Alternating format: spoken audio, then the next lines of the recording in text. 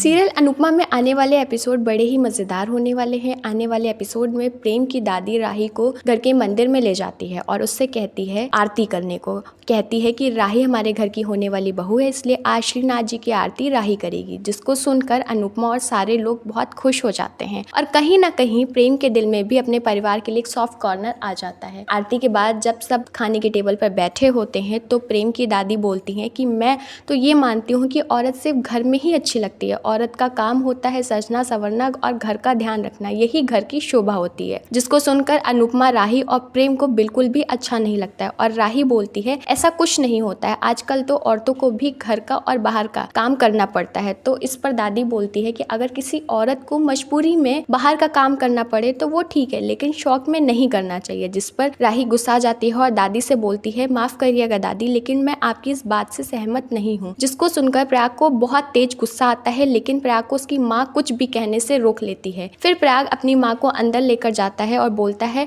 माँ आपने मुझे क्यों रोका, आपने देखा नहीं कि ये लड़की क्या बकवास कर रही है। जिस पर प्रेम की दादी बोलती है तुम जोश में होश मत खो, इतनी मुश्किल से तो हम प्रेम को अपने पास लेकर आए हैं, तुम क्या चाहते हो कि हम दोबारा से प्रेम को खो दें? कुछ दिन इंतजार करो, इस लड़की का गुरूर तो हम तोड़ेंगे, एक बार इसको कोठारीस की बहू बनने दो, तब देखते हैं ये क्या करती है। बस कुछ दिन हमें इसकी सारी बातों को मानना होगा। और तभी ये सारी बातें परी सुन लेती है और परी को समझ नहीं आता है कि वो क्या करे और कैसे अनुपमा को बताए। फिलहाल अब ये देखना होगा कि परी अनुपमा को कोठारीस की सारी सच्चाई बता पाती है या नहीं। ऐसे अनुपमा से जुड़े अपडेट्स देखने के लिए जुड़े रहें हमारे चैनल से।